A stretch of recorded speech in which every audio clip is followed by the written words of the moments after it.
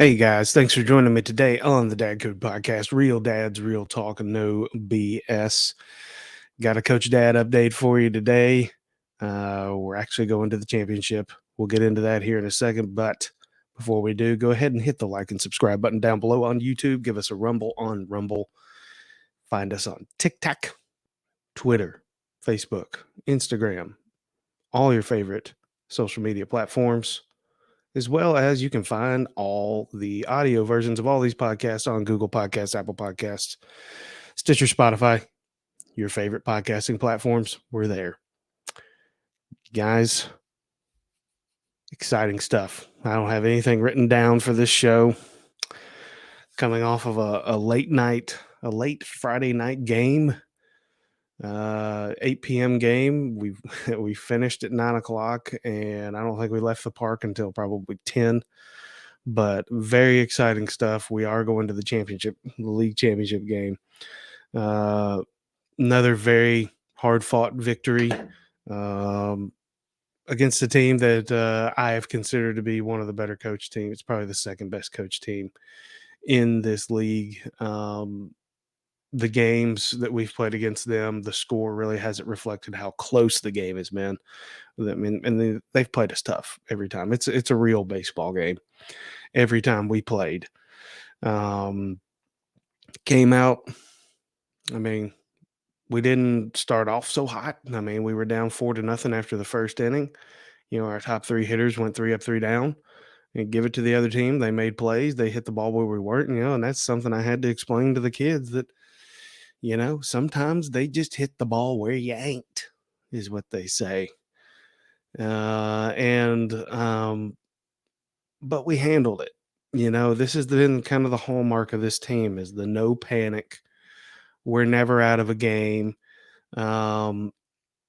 We play baseball from top to bottom. We've coached every single kid. We didn't just pick a few kids and say, I'm going to focus on this kid because it's the only chance we have to win. And I think that is what has got us to this point, was having that lineup that I am not afraid to put anybody up there at any time because I expect them to do what they've been coached to do. Over the last two games, they've been playoff games. Something that I've started off before the game is I've brought them out to the outfield and I've let them know that I've got their back. Do they have my back? Do you have your teammates back? Do you have your teammates back? Because what I want them to understand is we win by playing together. We win championships by playing together. No one person out here is going to win a championship. And it seems to really have resonated with these kids. All year we have just absolutely, we've worked these kids hard. We've really coached them hard. We've taught them things about the game. Every single one of these kids, I know I say it every time I come on here, guys. I understand that. But I cannot impress upon you how much these kids have improved. We had kids that couldn't hit the ball in the beginning. They literally the first two practices, I don't think they touched a ball with the bat because they just couldn't hit. And now they're hitting home runs. And they're not only hitting home runs, they're making plays in the field. A lot of them couldn't catch. I'd say about 2/3 of the team can catch now. And there's a lot of them, because a lot at this level, it's a very popular thing to just kind of put your less talented players in the outfield. But we really coach the outfield hard because we feel like it's every single player is important and has a role. But the point is that I was trying to make is our outfield. Every single player that we have out there, minus maybe one or two that we play out there, probably of the 6 or 8 kids that we consistently play in the outfield. Some of them can catch pop flies in the outfield, which at this age is pretty good. And I would say the others are, they're snow coning it. The ball's hitting in the glove and popping out. So they have come so far. and gain so much knowledge. It's phenomenal. It's phenomenal. The buy-in that we have had this year has just been I've never seen anything like it. I just haven't. Um, we're the Braves. So I mean, un uh, no one instigated this on the coaches end or players or anything. The parents start doing the tomahawk chop out in the stands. I've never seen anything like that. The buy-in, not just from the players, but from the parents. I mean, they can see what their kids are doing. They can see how much better they're getting.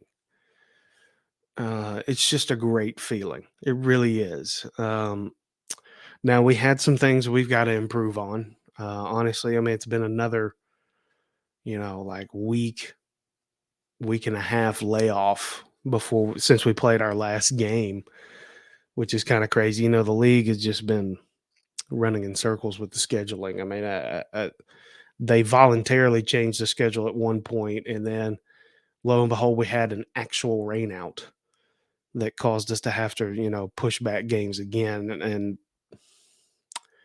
there was just all kinds of scheduling conflicts. It was a bit of a mess, but we were able to pull it together, or the league was rather. Um, let's see. So yeah, the buy-in. Everybody on this team is all in. But after this big long layoff, I didn't know what to expect. Don't get me wrong, we were rusty for sure. Um, we came out flat, like I told you.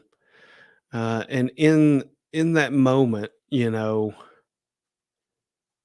I was a bit disappointed in one of our kids. Uh, or maybe not disappointed. Disappointed is probably the wrong word. I was shocked. Um, again, late night game, 8-year-old kids. I get that they're going to get emotional, but in this process, I'm trying to teach these kids how to win, and teaching them how to win is nothing more than telling them or teaching them how to deal with pressure and adversity.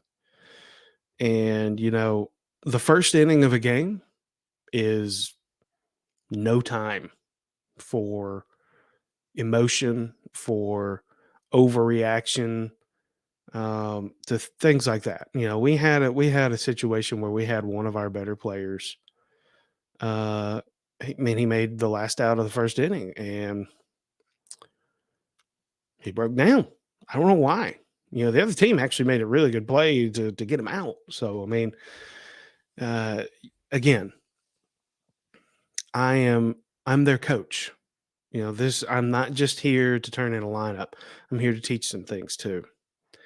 And this particular kid, yeah, I holds him to a little bit higher expectations than some of the others.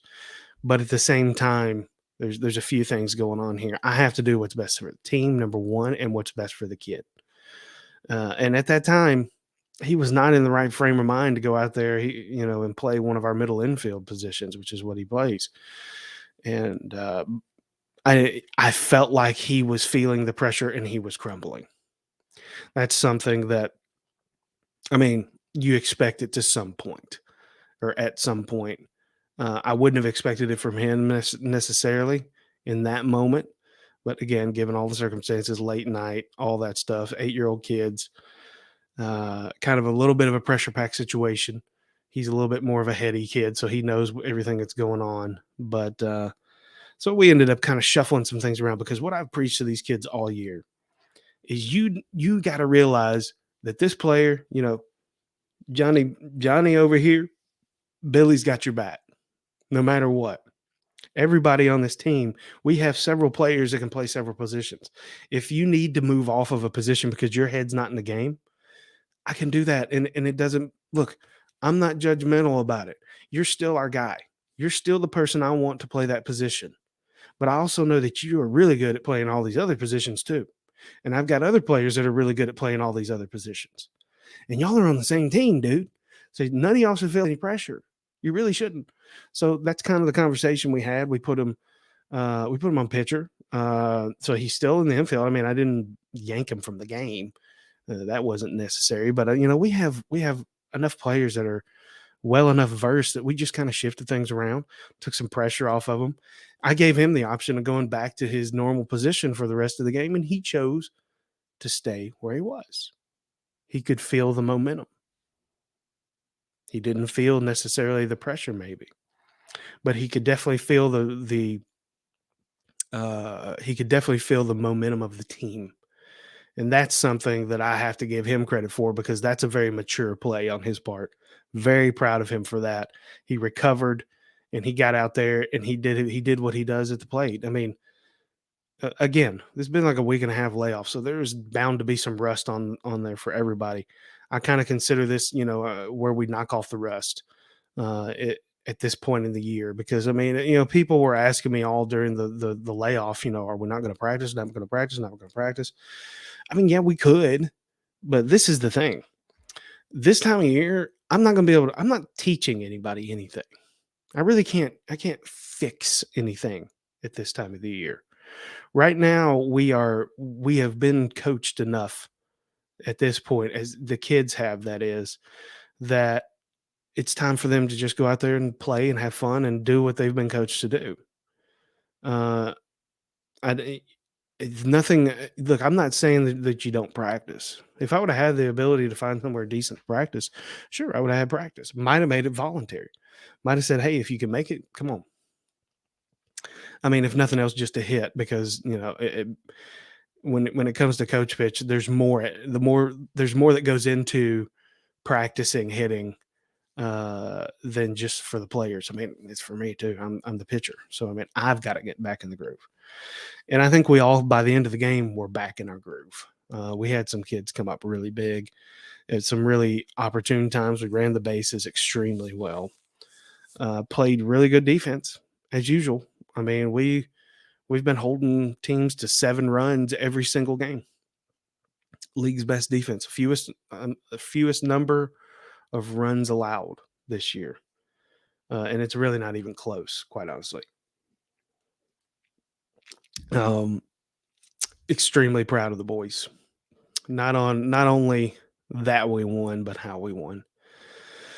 We have very classy kids. We have some very soft spoken kids, but we also have some kids that are pretty boisterous, which is great to see because both sides of those kids are learning from each other on how to handle certain situations. Uh, just tremendous growth from everybody. Pretty much everybody contributed. Big game, actually tonight or today, actually this afternoon, actually. Here in about 6 or 7 hours. Actually, we'll be at the ballpark getting ready for the game. Very, very proud of these boys. Now the next step for me as a coach is coaching them and teaching them about a championship environment. You know, all year I've been trying to teach them how to win and to get to this point. Now we're at this point, I've told them all year that they got to stay in the fight, stay in the fight, stay in the fight, because I could see how good we were, and that if we stayed in the fight, that there really wasn't any beating us, quite honestly, for most teams. And now my message at the end of the game that I gave to the kids after we had won was that I've been telling you to stay in the fight all year. Now it's time to finish the fight. I told them last night that tomorrow we finish the fight. This is a team that we played probably our worst game.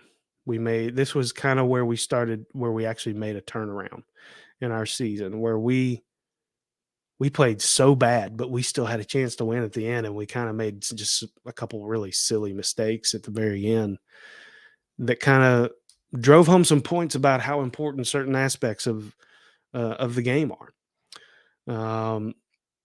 So big game coming up, big atmosphere. Now, as I said, I've got to be able to teach them not only how to handle winning or how to win, Now I've got to teach them to win in a championship environment. I got to be able to teach them a championship environment requires a championship effort, a championship attitude. But I've also got to have the conversation with them because, again, they're 8. They're 8 years old. The conversation has to be had that, you know, if you're not enough without a championship, you'll never be enough with it in your eyes. If you're nervous, if you're pushing, if you think that, mom and dad's going to be disappointed, I'm going to be disappointed, it's going to be a total waste of a year. That's not what it's about. That's not what it's about. Championships are really great. They really are. Everybody should who wins a championship should enjoy it. They should celebrate it. But look, championships are just another game. They really are. They have meaning. They're a culmination of all the hard work and everything like that. But they have to know as kids, as players, that they're enough without it for me. They are enough to me without that ring, without the championship. They're enough for their parents. Their parents love them no matter what. All this electricity and, all of the buildup, all of the pressure maybe that they might feel. Look, man, a lot of that is just from inside. The only pressure that's there is just the pressure and expectation that you put on yourself. And I'm not saying you shouldn't put pressure and expectation on yourself. But the reality is you have to understand win, lose, or draw, you have to be enough. You have to be good enough without that championship first. And I think that this group they're 100%. They're good enough and they're enough without the championship. They've come a long way as kids. We've had kids come out of their shell. We've had kids friends for a lifetime, probably. This is an incredible group that has bought into this process. Win, lose, or draw, doesn't matter. We stay in the fight. Got to finish the fight. All that pressure, I've got to find a way to put them in the right mindset. I'm just going to keep preaching together. We win championships together. We win championships by having each other's back. We always stay in the game. We always stay in the fight. And today, we're going to finish the fight. Go Braves. That's all I got today for the Coach Dad segment, guys. On your way out, if you don't mind, please go ahead and hit the like and subscribe button. Really helps us out whenever you subscribe and hit the like. YouTube really loves that for the algorithm. Go ahead and give us a rumble on Rumble. Follow us on Facebook, Instagram, TikTok, and what I forget, Twitter at the Dad Code Podcast. And you can find all of your favorite episodes, audio version, on your favorite podcasting platform: Apple Podcasts, Google Podcasts, Stitcher, Spotify, Audible, Amazon, Sony, all of those guys. And hey, I'm still working on it. I'm working on this website, guys. It's coming. I promise it's coming. I'm hoping it's coming sooner than later, but it will be here soon. Never know. One day we might have enough of a following built up that maybe we'll have some members only content where you can get a subscription and see some exclusive interviews and content from there. Anyways, that's all I got for today, guys. Be sure to go out there and make today great. Have a great weekend. See you all next week. Coach Dad out.